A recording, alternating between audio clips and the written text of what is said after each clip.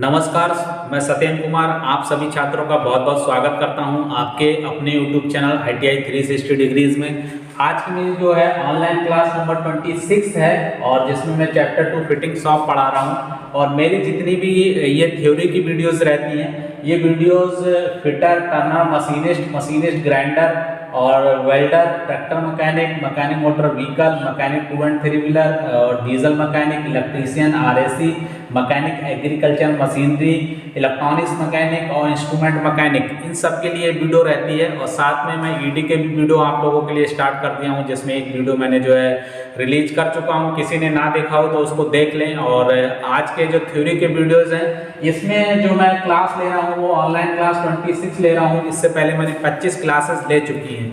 तो 25 क्लासेस में से मैंने जो आपका फर्स्ट पोर्शन है मार्किंग टूल्स, उसमें 16 प्रकार के मुख्य मार्किंग टूल्स होते हैं, वो मैंने कंप्लीट कर दिए हैं। किसी ने ना देखा हो वीडियो तो जरूर देख लें। तो मैं थोड़ा सा पीछे चलता हूं और आपको फिर से रिवाइज करता हूं थोड़ी चीज़ें। और इस टॉपिक में हम जो है मार्किंग करने वाले टूल्स हमने ख़त्म कर दिए हैं। अब हम मापने वाले, मतलब मेजरिंग टूल, जिससे हम मापते हैं किसी चीज़ को।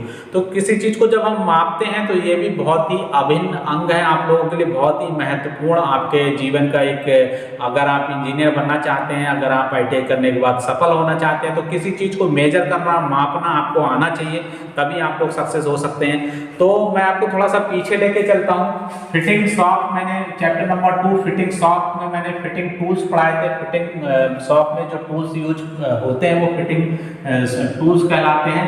तो फिटिंग टूल्स में पहला है हैंड टूल, जिसे हम हस्त औजार भी बोलते हैं। तो हस्त औजार क्या होते हैं? जो मानवीय शक्ति से चलते हैं, मतलब हाथ से चलाए जाते हैं, वो सारे हस्त औजार हो गए। पावर टूल्स जो किसी पावर से चलाए जाते हैं। पावर में सबसे पहले बात करें तो विद्युत पावर से चलाए जा रहे हैं तो वो इलेक्ट्रिक पावर टूल हो गए। जो हवा की शक्ति से चलाए जा रहे हैं वो न्यूमेटिक पावर टूल हो गए।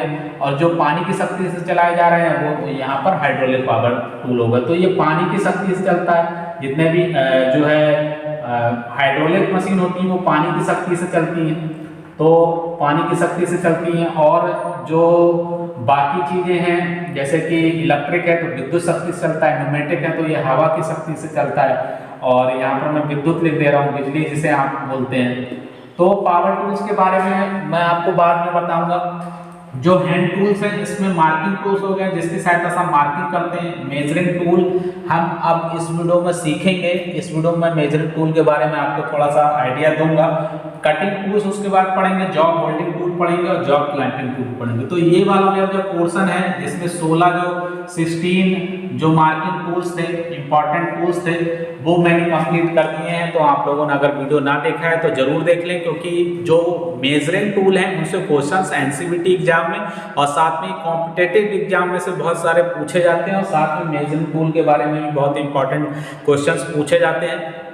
तो इस वीडियो में हम मेजरिंग टूल के बारे में चर्चा करेंगे और इसको जो है टॉपिक काफ़ी दिनों तक ये चलेगा। तो आप लोग सीरियल वाइज पहले से मैं आपको सारे बेसिक कॉन्सेप्ट क्लियर करूंगा मेजरिंग के बारे में, इकाई के बारे में। उसके बाद हम टूल्स के ऊपर चलेंगे और इसमें बहुत बहुत इंपॉर्टेंट टूल्स हैं। बहुत ज़्यादा आप लोगों को क्वेश्चन आते हैं NCVT एग्जाम में। तो आप लोग जो है इस पे दोनों पे फोकस करिएगा। इसके सारे वीडियोज़ मैंने बना दिए हैं। किसी ने अगर ये 25 वीडियो ना देखा हो तो सबके लिंक डिस्क्रिप्शन बॉक्स में दे दूंगा, साथ में प्लेलिस्ट लास्ट में लगा दूंगा, तो आप लोग वो वीडियो जरूर देख लीजिएगा। तो चलिए अब बात करते हैं मेजरिंग टूल पे। सारी चीजें मैं मिटा देता हूँ, फिर से आप लोगों को पूरी चीजें लिखता हूँ। तो मापने वाले जो औजार हैं जिसे हम मेजरिंग टूल्स बोलते हैं, या फिर मापने वाले औजार होते हैं जिससे हम किसी चीज की लंबाई, चौड़ाई, ये सारी चीजें नापते हैं। तो मापने वाले औजार जो है या फिर माप किसे कहते हैं और मापने की इकाई, क्योंकि किसी चीज़ को हम जब मापेंगे या फिर मेजर करेंगे तो उसकी हमें इकाई पता होनी चाहिए। जैसे कि किसी का वजन हम अगर नापते हैं तो किस चीज़ में नापेंगे, किलोग्राम में, ग्राम में, इन सब चीज़ों का हमको पता होना चाहिए। साथ में अगर हम किसी की लंबाई नापते हैं तो फुट क्या होता है, इंच क्या होता है, सेंटीमीटर क्या होता है, गज क्या होता है, मीटर क्या होता है, किलोमीटर क्या होता है, इन सब के बारे में पता होना चाहिए। इनका कन्वर्जन पता होना चाहिए कि किसी को इंच को सेंटीमीटर कन्वर्ट करेंगे या इंच को मिलीमीटर करेंगे या फिर फुट को हम सेंटीमीटर में करेंगे। तो इन सब का कन्वर्जन आप लोगों को पता होना चाहिए, तभी आप किसी चीज़ को मापेंगे। तो किसी चीज़ को मापने के लिए आप लोग जो है कन्वर्जन आपको आना बहुत जरूरी है। तो मापने वाले औजार जो है इसको पढ़ाने से पहले मैं आपको माप किसे कहते हैं बताऊंगा और मापने वाली इकाइयों के बारे में बताऊंगा, क्योंकि इसकी दो ब्रिटिश प्रणाली है और मीट्रिक प्रणाली है। ये एग्जाम में से काफ़ी क्वेश्चन आ जाते हैं, थ्योरी के एग्जाम में भी आते हैं, वर्कशॉप कैलकुलेशन एंड साइंस में भी इससे क्वेश्चन पूछ लिए जाते हैं। तो आपका ये टॉपिक यहीं पे कवर हो जाएगा। तो सबसे पहले बात करते हैं कि माप किसे कहते हैं। तो किसी भी वस्तु की कोई पार्ट है या वस्तु है, जैसे आप बना रहे हैं, मैन्युफैक्चर कर रहे हैं, तो उसकी लंबाई, चौड़ाई या फिर ऊंचाई, गहराई, मोटाई, व्यास, यही सब चीज़ क्या होती है, यही उसका माप होता है। तो माप आप लोग समझ गए, माप क्या होता है, किसी वस्तु की लंबाई, चौड़ाई, ऊंचाई, गहराई, मोटाई, व्यास, ये सारी चीज़ें क्या होती हैं, उसका माप होती है।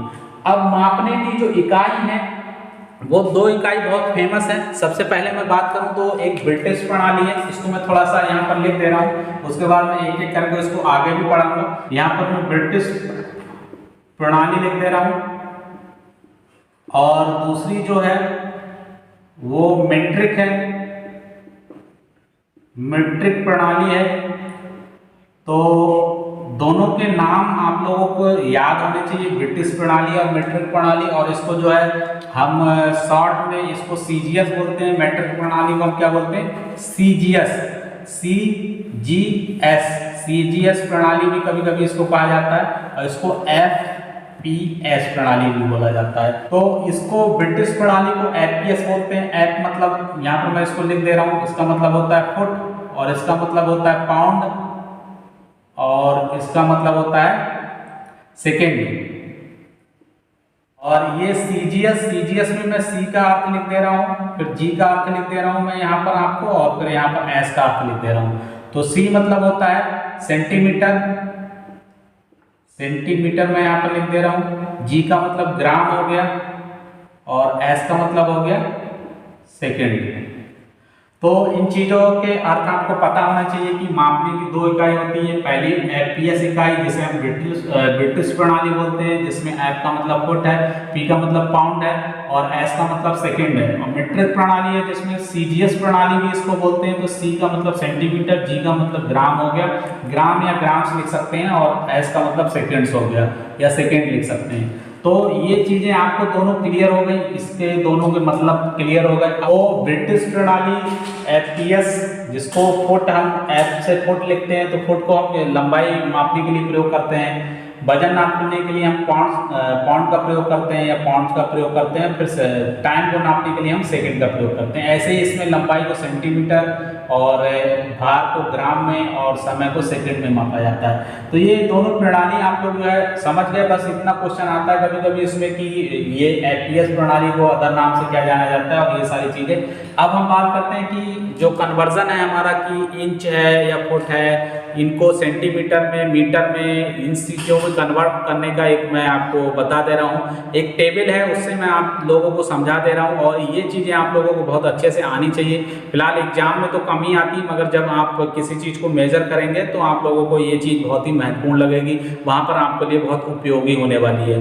तो आप लोग जो है इसको मैं मिटा देता हूँ, और आप लोग यहाँ पर फिगर देख सकते हैं। आप लोग जो है फिगर देख सकते हैं, इसमें यहाँ पर देख सकते हैं आप लोग जो एक मील दिया, पैसे लंबाई का मात्रक यहाँ आपको दिया है। तो लंबाई के माप में सबसे पहले यहाँ पर मील दिया, तो एक मील में कितने गज होते हैं, तो 1760 गज होते हैं। और फुट की बात करें तो 5280 फुट होते हैं।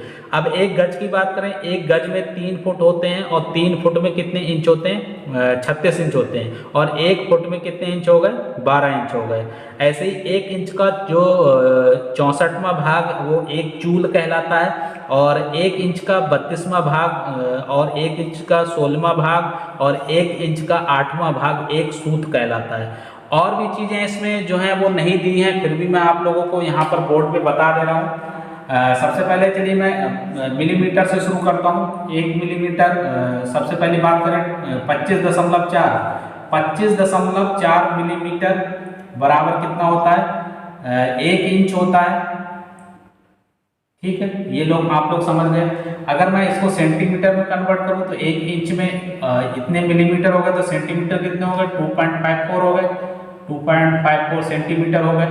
अब 1 इंच में, वैसे मैं टेबल से बता भी चुका हूँ, फिर भी बता दे रहा हूँ, एक फुट में पहली बात करूँ, क्योंकि इंच से बड़ा क्या होता है, सबसे छोटा अभी मैं जो मापने के लिए प्रयोग कर रहा हूँ वो मिलीमीटर प्रयोग कर रहा हूँ। तो 25.4 मिलीमीटर बराबर कितना हुआ 2.54 सेंटीमीटर, क्योंकि 1 सेंटीमीटर 10 मिलीमीटर होते हैं, तो इसको 10 से डिवाइड करोगे तो सेंटीमीटर बन जाएगा।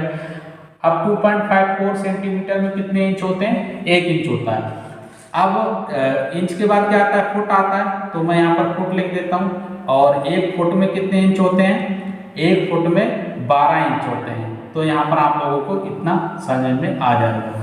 तो ये चीज़ें जो है छोटी छोटी चीज़ें कि 1 फुट में कितने इंच होते हैं, 1 इंच में कितने सेंटीमीटर या कितने मिलीमीटर होते हैं, ये चीज़ आप लोगों को जब आप जॉब बनाएंगे अपने वर्कशॉप में, आप लोग जब अपना प्रैक्टिकल करेंगे तो ये चीज़ आप लोगों को बहुत महत्वपूर्ण होने वाली, क्योंकि जो आपकी जॉब होगी वो बहुत ज़्यादा बड़ी नहीं होगी। उसमें या तो सेंटीमीटर में या फिर मिलीमीटर में या फिर इंचेस में आप लोगों को मेजर करना रहेगा। तो आप लोग जो है ये कन्वर्जन याद रख लें तो आप लोगों को बहुत आसानी होगी। और बाकी तो मैंने आपको टेबल के माध्यम से बता ही दिया है कि 1 गज में कितने जो है फुट होते हैं और 1 फुट में कितने इंच होते हैं और एक जो है मील में कितने गज होते हैं और उसमें कितने फुट होते हैं। तो वो टेबल के माध्यम से आप लोग देख सकते हैं। तो आशा करते हैं आप लोगों को जो थोड़े बहुत मेजरमेंट हैं उनका आइडिया लग गया होगा। मेन आपका मेजरमेंट जो वर्कशॉप में प्रयोग किया जाता है वो ये प्रयोग किया जाता है, और वेल्डर में जो है ये प्रयोग किया जाता है, और इससे थोड़े से बड़े भी प्रयोग किए जाते हैं, फुट और गज तक प्रयोग किया जाता है। मगर जो अदर वर्कशॉप हैं जैसे कि फिटिंग वाली जो जितनी शॉप है, फिटर की, टर्नर की, मशीनिस्ट की, वेल्ड RAC वगैरह की, तो उसमें जो है आप लोग मिलीमीटर, इंच, सेंटीमीटर और फुट ध्यान रखेंगे तो आप लोगों की सारे जो जॉब है वो मेजर हो जाएंगे और साथ में उन पर मार्किंग भी हो जाएगी। तो आशा करते हैं कि आपको मार्किंग से ये जो जितनी भी चीज़ें मैंने बताई कि माप किसे बोलते हैं, मापने की इकाई ब्रिटिश को IPS बोलते हैं, मीटर को CGS बोलते हैं, तो ये सारी चीज़ें आपको क्लियर हो गई होंगी। कोई भी कंफ्यूजन होता है आप लोग कमेंट बॉक्स में कमेंट करिए, हम आपकी हेल्प करने की, आपको समझाने की कोशिश करेंगे। मिलते हैं नेक्स्ट वीडियो में ऑनलाइन क्लास 27 के साथ। तब तक के लिए सभी छात्रों को बहुत बहुत धन्यवाद।